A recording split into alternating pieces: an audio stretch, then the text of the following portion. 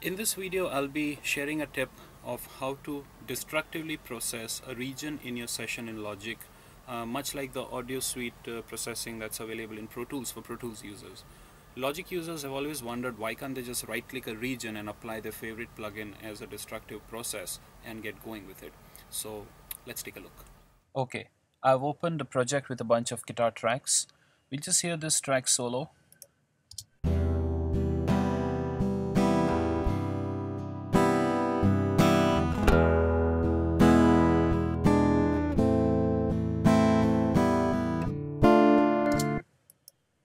So now I'm going to show you how to use an external audio editor like Soundtrack Pro to process this sound destructively.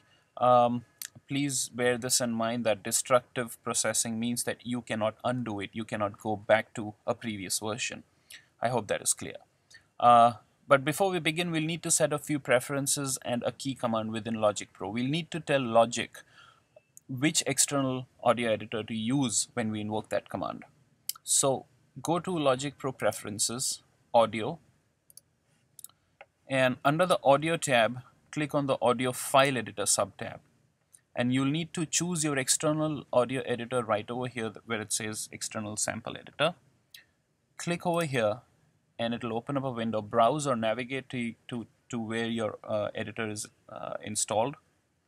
In this case, Soundtrack Pro within my applications directory, and say Choose. You should see the path over here, and once that is set, close this. Next step is to assign a key command to open a particular region in your external editor. Go to Logic Pro, key command, edit. In the search field, type external sample editor. You won't need to type the whole thing. Okay, here it is. If there is no key command already set, then you can learn a key command by clicking over here and entering whatever key command you want to use. I'm using Control-Shift-E, so there. And once that is done, you can go ahead and close this. And now once these preferences are set, you're ready to edit your file in the external audio app. To do that, just click the region and press your key command to launch it in the other app without quitting Logic, of course. In this case, Control-Shift-E. There it is. Once you're here, you can apply any effect via any plugin that is installed on your system, be it a stock plugin or any of the third-party plugins that you might have installed.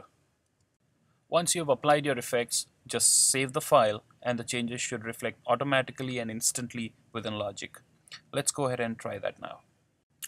I'm going to select this region, go to Process, Effects, EQ, and load up a standard channel EQ that comes pre-installed. And just for the sake of this example, I'm going to perform an extreme EQ processing so that you can notice the difference. You can also preview it live while you're EQing or applying any effect.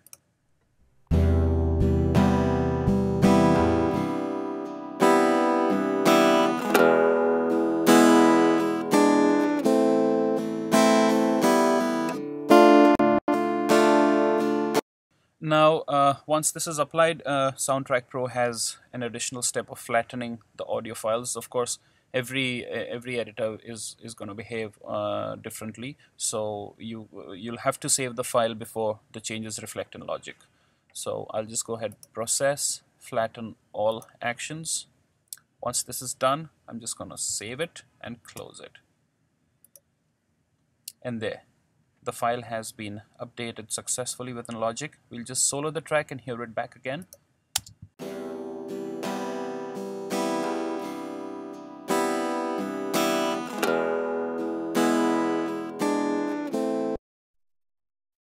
So this is how you destructively process an audio file in an external audio or a sample editor without quitting or leaving Logic, or also without going through the usual export, render, or bounce in place commands.